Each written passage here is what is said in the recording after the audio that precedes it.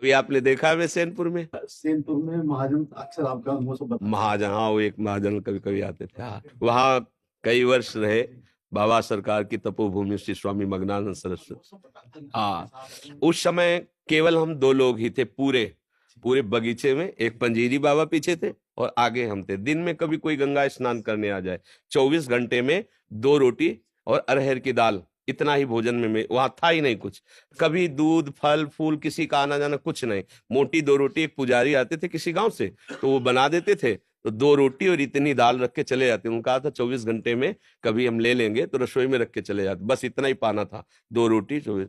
और सांप बिच्छी तो वहां अब पता नहीं है कि नहीं, पीछे ऐसे थे जैसे चीता होते ना, ऐसे हजारों सांप, हजारों बिच्छियां। उस समय तो किसी का आला जला था, रात दिन भजन में। वहां बड़ा तपोभूमि है, पर बहुत पावन भूमि है। ऐसे गंगा जी समीप बैठते हैं, रात्रि में जब निकल के बैठे ऐसे सांप जाते थे फन काढ़े हुए।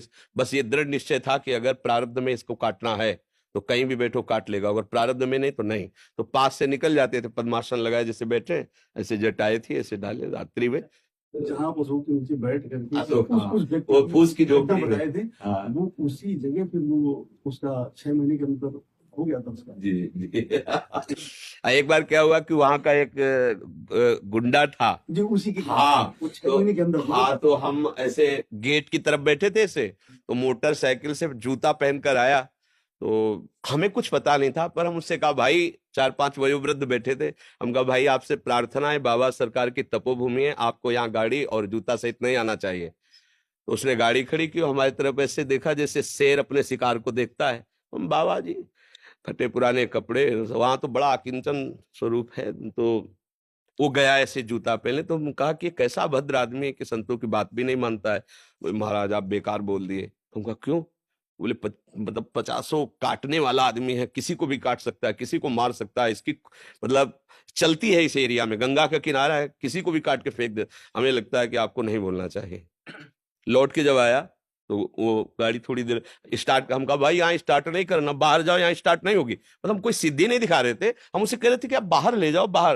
और वो लाख स्टार्ट किया लेकिन स्टार्ट नहीं हुई। तो हमने उससे कहा कि एक पावर है जिसको तुम जानते नहीं, बाहर जाओ यहाँ। तो चला गया। दूसरे दिन हम उसी अशोक के नीचे, जो बड़ा अशोक जहाँ झोपड़ी वाली है, गंगा स्नान करके आकर के फिर बैठते थे। तो बैठे थे तो पादुका से पत्तों की खनक होती है, तो ऐसे लगा कि कोई आ रहा है, और वहां आदेश था कि कोई भी गंगा स्नान करने आए उधर ना आवे। तो कहा हो सकता है पुजारी जी ने ना बताया हो। तो ऐसे दृष्टि गई तो देखा वही आदमी। तो थोड़ा मन में आया कि क्रूर स्वभाव का आदमी, पता नहीं चला। शांत बैठे रहे। उन्होंने देखा, ए बाबा, कहा जी, ऐसे कहा जी। तो उसने पहले पिस्तौल निकाली और सामने रखा, बोले इसको जानते हो? हम कहा इतना तो जानते हैं, क्या ऐसे गोली चलती है? फिर उसने करोली चाकू निकाली, सामने रखा, बोला इसको जानते हो? हम कहा, हम का तीसरा निकालने के पहले हम इसको दिखा दे। कमंडल खोला, गंगा जल दिखाया, हम कहा इसको जानते हो? हम कहा तू है और हम है। और हाथ में गंगा जल लिया। हम कहा उठा पिस्तौल, दूसरा नहीं है, और चाकू उठा। अगर हमने संकल्प कर दिया तो तू अगर अभी नष्ट ना हो जाए तो बता। हम तुमने कहा बाबा जी को तुम खिलवाड़ समझता है क्या? पिस्तौल ली, चली गई। आपने जल लिया, उसी जल में फिर वो समाहित हो गया। 6 महीने के अंदर। तो भागवतिक बल एक अलौकिक बल है।